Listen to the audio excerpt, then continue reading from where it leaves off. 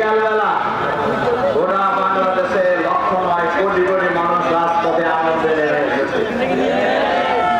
গোটা ঢাকা মহানগরী সেদিন ছিল আনন্দের নগরী, গোটা জাগালিপুর ছিল আনন্দের নগরী, গোটা বাংলাদেশ ছিল আনন্দের নগরী।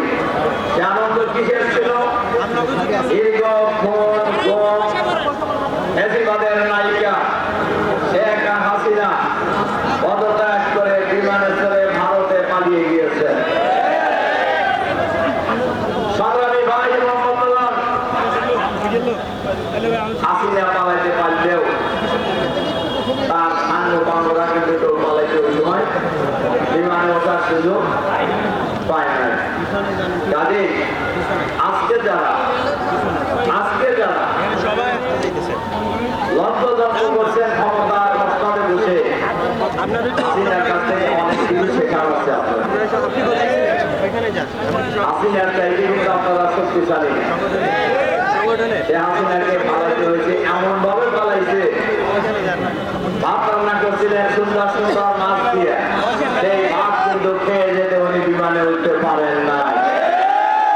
সংগ্রামী ভাই এবং বন্ধুগণ, জুলাই বিপ্লব হয়েছিল আমাদের শৃঙ্খলার জন্য একটি দলকে বাদ দিয়ে আরেকটি দলকে ক্ষমতায় জুলাই বিপ্লব হয়েছিল রাষ্ট্র ব্যবস্থার সংস্কারের জন্য। জুলাই বিপ্লব হয়েছিল বৈষম্য দূর করার জন্য। জুলাই বিপ্লব হয়েছিল শিক্ষা প্রতিষ্ঠানের গণরোধ বন্ধ করার জন্য। জুলাই বিপ্লব হয়েছে একটি আধুনিক মানবিক বাংলাদেশ গড়ে তোলার জন্য। জুলাই বিপ্লব হয়েছে এক ফ্যাসিবাদের পরিবর্তে আর এক নতুন ফ্যাসিবাদের জন্ম নেওয়ার জন্য নয়। আপনারা যদি সেটা ভেবে থাকেন, আপনারা ভুল করবেন। দেখেন, সব জিনিসই যদি একেবারেই অস্বীকার করে কেউ চলতে চায়, তাহলে তার পরিণতি কি হইতে পারে? আপনারা আজকে জানেন যে আজকে রাষ্ট্রীয় প্রোগ্রামে জুলাই বিপ্লবে হট্টগোল হয়েছে। বলেন তো সাথে প্রতারণা করছেন। এখন শোনা যায় কি জানেন, তিনি নাকি রাষ্ট্রপতি হবার চায়। মাজা ভাই বোঝা যায় না।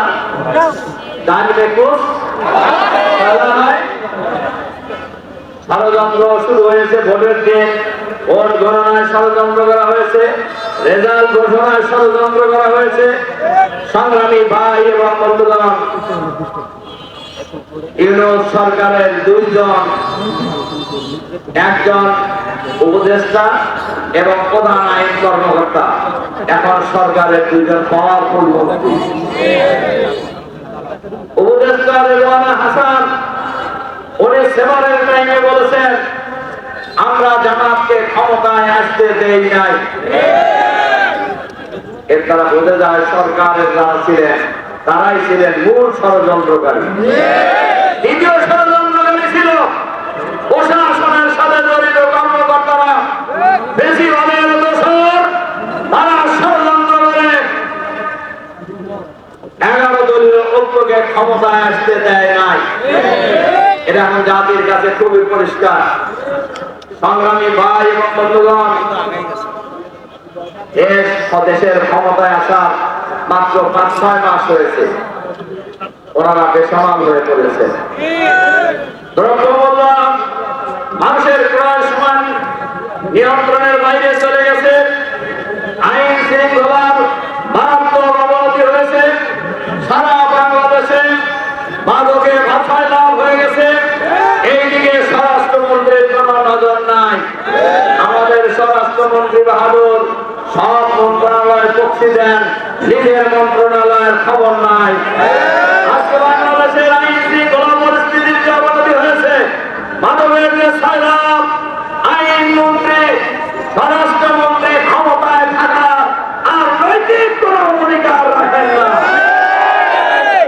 এর বড় প্রমাণ গতকালকে জগন্নাথ বিশ্ববিদ্যালয়ে যশোর জগন্নাথ বিশ্ববিদ্যালয়ের কেন্দ্রীয় ছাত্র সংসদ যশোর জিএসকে নির্বিচারে আহত করা হয়েছে। মজার ঘটনা হলো, আপনারা খেয়াল করবেন, জগন্নাথ বিশ্ববিদ্যালয়, ঢাকা আলিয়া মাদ্রাসায়, ঢাকা কলেজে এই 3 জায়গায় হামলা করা হয়েছে। হামলাকারী কেউই ছাত্র না, হামলাকারী কেউই। এমনকি জগন্নাথ বিশ্ববিদ্যালয়ে ছাত্র দলের যে কমিটি আছে, এই কমিটির কেউ ছাত্র না। বহিরাগত দুনিয়া কমিটি করছে, ওখানে 10,000 কোটি টাকার একটা প্রজেক্ট আসছে। এই প্রজেক্টের ছাত্র সংসদ বলছে যে এটা নিয়ম অনুযায়ী হবে, কাউকে কোনো চাঁদাবাজি করতে দেওয়া হবে না। এটাই হলো অপরাধ। আমরা কি জুলাই বিপ্লব করেছি চাঁদাবাজির জন্য? আমরা কি রক্ত দিয়েছি চাঁদাবাজির জন্য? আমরা কি হেলমেট বাহিনীর জন্য জুলাই বিপ্লব হয়েছে? না। সংগ্রামী ভাই এবং বন্ধুগণ, আজকের এই বিশাল সমাবেশে আইজি এবং ঢাকার পুলিশ কমিশনারের কাছে আহ্বান জানাতে চাই, অতীতের পুলিশ কর্মকর্তারা এখন কোথায় আছে, আইজিরা এখন কোথায় আছে, আপনাদের তাদের কাছ থেকে শিক্ষা নেওয়া উচিত। এরকমই দরকার হয়েছিল, সরকারের নির্দেশে অতি উৎসাহী হয়ে এই হেলমেট বাহিনীর চাপাতি বাহিনীকে সহযোগিতা করে শিক্ষা প্রতিষ্ঠানগুলিতে শিক্ষার পরিবেশ তারা বিনষ্ট করেছিল। গতকালকে আমরা তাই দেখেছি। ঢাকা আলিয়া যখন হামলা করে, পুলিশের সাথে ছিল।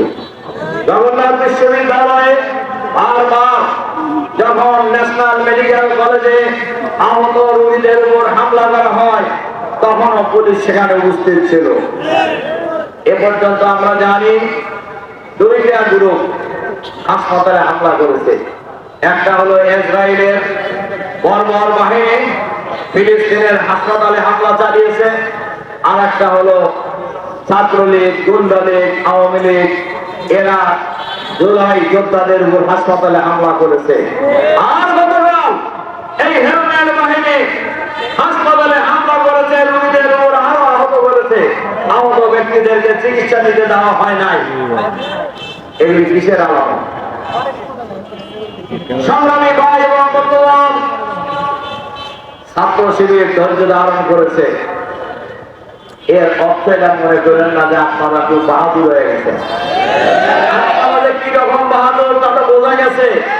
বেগম জিয়া যখন তার কাদের মেয়ে ফাতেমাকে নিয়ে বালিরটাকে সামনে দাঁড়িয়েছিল সারাদিন, আপনাদের এই হেলমেট বাহিনী সেদিন কোথায় ছিল? ঠিকানা এই বাংলায় হবে না, চাঁদাবাজদের ঠিকানা এই বাংলায় হবে না, সন্ত্রাসীদের ঠিকানা এই বাংলায় হবে না। বাংলাদেশ জামাত ইসলামী অনুরোধ জানাবো, অবিলম্বে হেলমেট বাহিনীকে গ্রেফতার করুন। আপনারা কোনো দলের নয়, আপনাদের বেতন কোনো দল দেয় না, আপনাদের বেতন দেয় বাংলাদেশের জনগণের ট্যাক্সের পয়সা দিয়ে।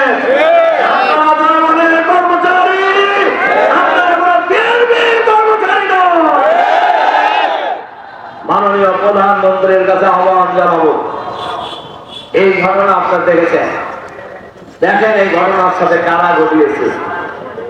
ছাত্র শিবির কোথাও উস্কানি দিয়েছে কিনা, ছাত্র শিবির কোথাও কাউকে একটা থাপ্পড় দিয়েছে কিনা, তাহলে একেবারে নিরপরাধ নিরহ ছাত্র নেতাদের উপরে এরকম হামলা চালানো হলো কেন? আপনি যদি দেশকে স্থিতিশীল রাখতে চান, তাহলে অবিলম্বে তাদেরকে গ্রেফতারের ব্যবস্থা গ্রহণ করুন। আর যদি গ্রেফতার না করেন, আমরা ধরে নিব হাসিনা যেভাবে ছাত্রলীগকে লেলিয়ে দিয়েছিল বিরোধী দলের নেতা কর্মীদেরকে হত্যা করার জন্য, আপনিও ছাত্র দল যুব দলকে একইভাবে লেলিয়ে দিয়েছেন বিরোধী দলের। একথা আপনাকে মনে করিয়ে দিতে চান, হাসিনার এই নির্দেশ ছিল ভুল নির্দেশ। হাসিনার নির্দেশ ছিল ভুল নির্দেশ। লাল বাহিনী, ছাত্রলীগ, যুবলীগ, আওয়ামী লীগ, জামাতি লীগ, পুলিশ লীগ, র্যাব লীগ, যত লীগ ছিল এটা কি হাসিনার ক্ষমতা রক্ষা করতে পারছে? পারছে? জনগণের প্রতিরোধের মুখে রান্নাবাদ খেয়ে যেতে পারেন নাই। এর থেকে অবশ্যই বর্তমান সরকারকে শিক্ষা নিতে হবে। আপনারা এখন খেয়াল করছেন, একটা দল ক্ষমতা আসার পর এত অল্প সময়ে এত আনপপুলার, আমার ধারণা বাংলাদেশের ইতিহাসে আর কোন সময় হয় না। ক্ষমতায় আসার আগেই এরা আনপপুলার হয়ে গেছে। তার ক্ষমতায় আসাটা তো কোনো ভালোভাবে হয় না, ধারাই বানাই করে ক্ষমতায় আসছেন। একদিকে জনগণের আশা আকাঙ্ক্ষার বিরুদ্ধে সরকার অবস্থান নিয়েছে। গণভোটের গণনায় কার্যকর করতে হবে। আমরা লক্ষ্য করছি সরকারের মধ্যে আর বেশিরভাগই পালিয়ে যাওয়াদের মধ্যে একটা গোপন আঘাতের পূর্বাভাস লক্ষ্য করা যাচ্ছে। আপনি লক্ষ্য করছেন কিনা? তারা যা করছে এরাও তাই করছে। আমি জানি না মাননীয় প্রধানমন্ত্রীর নলেজে এগুলো হচ্ছে কিনা।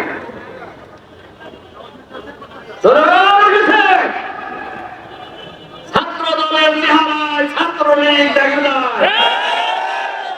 এই স্লোগান আজ বাংলাদেশের আকাশে বাতাসে সর্বত্র উড়ে বেড়াচ্ছে। তার মানে আওয়ামী লীগ, ছাত্রলীগ, যুবলীগ এখন ছাত্র দল, যুব দল হয়েছে। সংগ্রামী ভাই এবং বন্ধুগণ, গণভোটের গণ রায় বাস্তবায়ন করতে হবে। আপনারা বাংলাদেশের প্রায় 70% মানুষ গণভোটের পক্ষে রায় দিয়েছে। গণভোটের পক্ষে রায় দিয়েছে, আপনারা সেই রায় বাতিল করে দিয়েছেন। যারা গণভোটের রায় মানে না, তারা জনগণের সরকার হতে পারে না। সংগ্রামী ভাই এবং বন্ধুগণ, আমরা পরিষ্কার ভাবে বলতে চাই, আজ হোক কাল হোক গণভোটের রায় বাস্তবায়ন হবে। 96 সালে যেমনি ভাবে নাকে খত দিয়ে কেয়ারটেকার সরকারের বিল সংবিধানে সংযোজন করেছেন, আপনারা নাকে খত দিয়ে গণভোটের রায় বাংলাদেশে কার্যকর করবেন ইনশাআল্লাহ। সর্বশেষ আর একটা কথা বলি, আমার কথা শেষ করতে চাই। আজকে তো সবার বক্তব্য হওয়া দরকার ছিল আপনাদেরকে নিয়ে। আজকে বক্তব্য হওয়া দরকার ছিল হাসিনাকে ফিরিয়ে এনে ফাঁসির মঞ্চে ঝুলানোর কথা বলার জন্য। কিন্তু আমরা লক্ষ্য করছি বিচারের গতি খুবই মধ্যম। আজকের এই বিশাল জনসভায় আমরা সরকারের কাছে আহ্বান জানাবো, যে রায়গুলি হয়েছে এই রায়গুলিকে অবিলম্বে কার্যকর করুন। আমাদের নেতাদের বিরুদ্ধে অন্যায় ভাবে প্রশাসনের বিচার করে ট্রাইব্যুনালে ফাঁসি রায় দিয়েছেন, পরের দিন আপিল করা হয়েছে, তারপরের দিন রিভিউ রিজেক্ট করে দিয়ে রায় কার্যকর করা হয়েছে। আর দীর্ঘদিন হয়ে যাচ্ছে ফাঁসির রায় কার্যকর, ফাঁসির রায় ঘোষণা হয়েছে। সরকার কেন নীরব? কাকে খুশি করার জন্য আপনারা নীরব? যাদেরকে খুশি করার জন্য আপনারা নীরব, ধরে রাখেন আপনারা, তারা আপনাদের প্রকৃত বন্ধু নয়। জনগণ যদি বন্ধু না হয়, বিদেশি প্রভুরা আপনাদেরকে ক্ষমতায় টিকে রাখতে পারবে না। এজন্য আমি আহ্বান জানাতে চাই, ফ্যাসিবাদের দোসর সরকারের ভিতরে বাইরে যারাই আছে তাদেরকে চিহ্নিত করে গ্রেফতার করে বিচারের আওতায় আনতে হবে। হাসিনা সহ যাদের রায় রায় ঘোষণা হয়েছে তাদেরকে দেশে ফিরিয়ে এনে অবিলম্বে রায় কার্যকর করার আহ্বান জানিয়ে আজকে অন্যায় অত্যাচারের বিরুদ্ধে দেশের স্বার্থে, জনগণের স্বার্থে, কোন রায়কে বাস্তবায়ন করার স্বার্থে প্রয়োজনে আমাদের নেতা বলেছেন আরেকটি বিপ্লবের ডাক দেওয়া হবে। আপনারা কি প্রস্তুত আছেন? সবাই বাংলাদেশ জিন্দাবাদ। আসসালামু আলাইকুম।